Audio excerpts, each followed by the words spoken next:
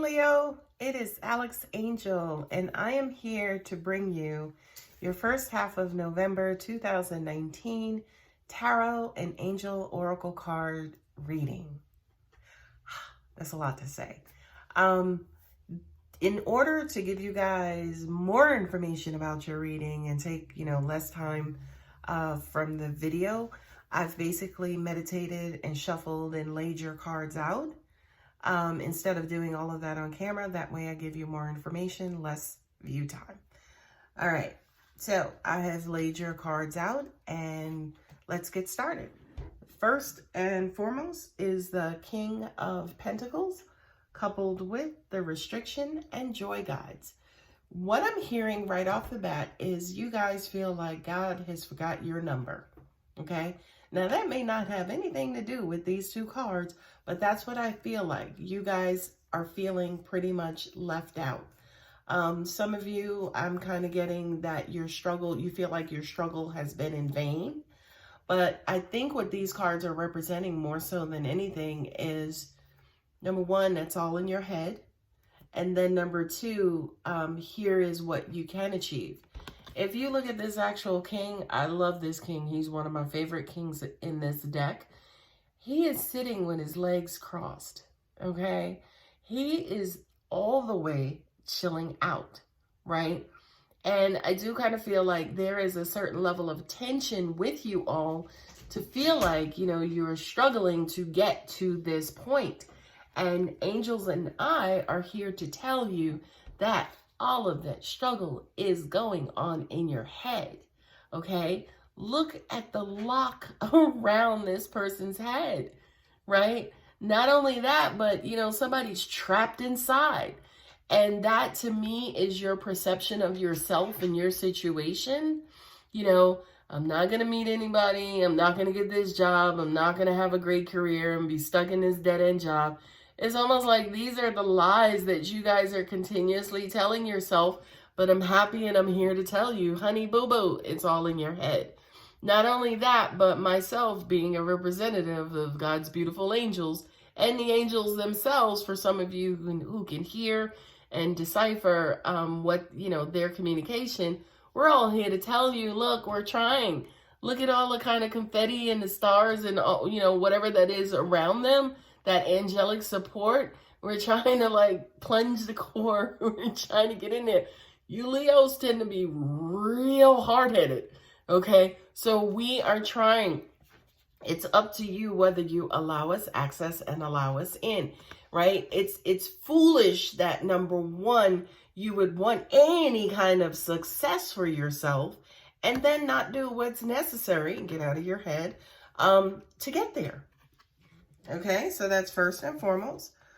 Here, Four of Wands, exhaustion, divine helpers. Okay? Oh, it is just a struggle to be happy. It's like, how come I never get what I want? I mean, sometimes it feels like I get so close and then somebody pushes me back, something happens, or I move away from the grand prize. And you, my friend Leo, are tired. Okay, not only is this person at the bottom of the stairs, but they at the bottom step, keeled over, holding their stomach. Okay, but again, the thing and the beautiful thing that I love about these cards is that I don't care how shitty you feel. I don't care how shitty your situation is.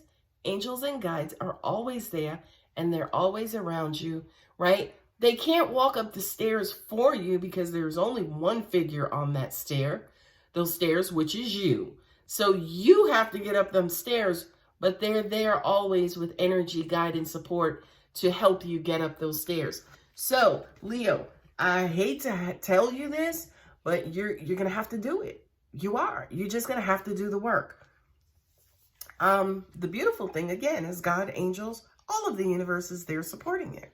Okay, now it's weird because I'm hearing with some of you, it's like, screw the support. I'm the one who's got to get up the stairs, right? That's fair, right? But what you're not even paying attention to is the fact that what's waiting for you when you get up the freaking stairs, right? You're focused on, the effort that it takes to get up those stairs. You're not even paying attention to the reward, the accomplishment, and the achievement that comes to you when you actually make it up the stairs, okay? And it's weird that I say that and then I pull up these cards because, you know, that's exactly what's happening and what's going on in the Nine of Swords card. You know, look, swords, everything blocking the window. Not only are they blocking the window, but she ain't even looking at it. She's like, look, whatever, I'm done. I'm D-O-N-E, right? Now you say to yourself, okay, those swords are pretty much locked up, you know, in that passageway. What in tarnation will get her out of this position? Bong. Pleasure, right? Divine guidance. Look, that's mama, right? That's mama. She's, you know, she's looking over you, right? She's looking down on you. Not only that, but she's sending you beautiful energy and nature. And, oh, by the way, it's not just one of you, right? It's two of you in that card. So for those of you who feels like it's a singular journey, well, would you look at that? It's two of you here. So again, when you're bitching and complaining and moaning and groaning that you got to get up those stairs, what you may not even realize is that this other person may be at the top of those stairs waiting for you. Hell, they could be at the top of those stairs cheering you on, but you so locked up in your head that you can't see none of that. You can't hear none of that. It's almost like you can only hear your despair in these moments, Leo. Now, I feel for you. I can't say that I've been there because, you know, especially as a Scorpio, we're transformative, okay? So we don't stay in one spot too long. No matter how dark it is, how light it is, we don't stay there too long. And especially if it is really, really, really a dark place, we don't camp out. We get the hell out of Dodge, okay? So, your next couple of cards, the Queen of Swords, right? I love this queen. I just love her because she's a badass. You know, she's that person who can see you coming before you get out the bed in the morning, okay? Not only that, but she sees you coming. She knows what you're coming with, and she ain't taking that, okay? Ironically, Leo, I feel like this is your energy, and this is the energy that you're headed towards. What's also unfortunate about the Queen of Swords is that she's a widower, right? Or a widow. She's, you know, kind of a single person, you know, divorced, widowed, her husband passed away. Like she's kind of a lone and lonely figure. And it's weird because that's not what you want for yourself. That's exactly what you're fighting against. But let's start from here, right? You're bitter, you're burnt out, you only got no time. You ain't putting up with nobody's bullshit. We get it, we get it, we get it. But pay attention to the fact that, number one, this is a queen, darling. She's a queen. So it kind of means that whatever you've gone through, whatever, you know, whatever you had to deal with or experience, you have risen to a particular level, okay? So acknowledge and recognize that, yeah, you know, I was in this messed up situation and such happened and it pissed me off. But guess what? I'm smarter today than I was yesterday, or I'm smarter today than I was last year. So acknowledge that even though you may not be feeling your greatest, you may feel like utter crap. You're the queen, darling. And this also represents, you know, masculine for those male viewers out there, all four of you. This kind of represents you as well. You kind of taking hold, say, for instance, of your emotions. What I also need to point out and show you and tell you guys too, is that this is also depicted as the Ice Queen. So she's not feeling, she's not emotional. You know, she's all in her head. She's all about communication. Not only that, but of course she is holding that sword. So she's okay to kill some emotion too. So for those of you, say, for instance, who desire love and want love around you, and you actually have loving people around you, please take note that sometimes you are the mood killer, okay? Now, when it comes to, say, for instance, taking a break or balancing out this energy, angels are bringing in the creativity and the creative guides and saying, take a break from being a badass, okay? Go knit you something, go crochet you something, go roller skating, go work on a car. Honey, you need balance, okay? You need to find something else in your life that's passionate, right? And transform this mental energy into this beautiful energy. Okay? Last cards in your spread are the Hierophant and then Self-Esteem, Archangel Michael. This is my dude right there, Archangel Michael, because he's a badass. Talking about badasses, he's a badass. Okay? The Hierophant represents counsel, religious counsel. Even for some of you, could be psychological counsel. But this to me is kind of like a religious figure, a father figure, a mentor, a wise figure, you know, somebody who you go to get like real advice. Okay. Archangel Michael, my dude, right? Because he don't play that. Okay. He's based, I love this card because look at him all around you. He's all around you, surrounding you, protecting you from these people, letting you know, look, boo, I got you.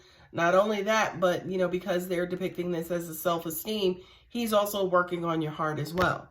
Now, y'all heard me say that some of y'all tend to be a mood killer. Don't fight Archangel Michael, okay? Because you're not going to win, okay? Archangel Michael is the archangel that usually kicks the devil's ass all over the universe, okay? So you're not going to defeat Archangel Michael. Not only that, but he's there as an ally to you, okay? So don't fight the process. Let somebody comfort you. Even though it may not be the person you want comforting you, let somebody comfort you and take care of you, right? You can't complain, hey, nobody loves me, nobody cares about me. And then when somebody comes along, it's like, I don't want you, okay? So open up and let this person kind of comfort you. And I bring this card back into the frame as well because for some of you, believe it or not, religion may be your free therapy, right? Go talk to a pastor, a preacher, bishop, you know, deacon, whoever in the church to help you and to provide you with some life wisdom, okay? The last two cards, or the cards at the bottom of each deck, are the Eight of Swords. And then also Solitude and Higher Self. Okay. Now, y'all know I'm a meditator. You know, I'm in my head. I go into the clouds. I've been to the moon. I fly around. A sister can be out there, okay? Unfortunately, y'all ain't. Y'all will lock yourselves in your head. Not only, Leo, look, not only is she surrounded by all of these mental swords, but she's blindfolded, okay? So y'all ain't even giving yourself a piece of a chance, okay? Now, the reason why I mentioned, you know, meditating and you know, being in the clouds, traveling, lucid dreaming, and all of that stuff, that's good, you know, solitude time. That's good, you know, higher self time, higher self space. For you, Leo, unfortunately, you have become used to just locking yourself into your tower, you know, your mental tower, and then calling it higher self and calling it positive solitude. And boo-boo, it ain't. No, it ain't. Okay? Not only that, but I'm being reminded again to let somebody, say, for instance, pray for you, right? To get you out of, you know, kind of decorating your mental space in your own way. Allow outside wisdom to come in and assist you in this self-imposed solitude, quiet time, mental time. All right, my Leo friends, I hope you enjoyed that reading. If you're interested in a personal reading, my contact details are always below. Leo, relax. I mean, start breathing exercises. They're saying start aromatherapy. Start reading books. You need to actually absorb all of that mental time with physical activity. Something that's going to take your mental energy and your mental attention and put it towards something else. All right, Leo, you guys take care.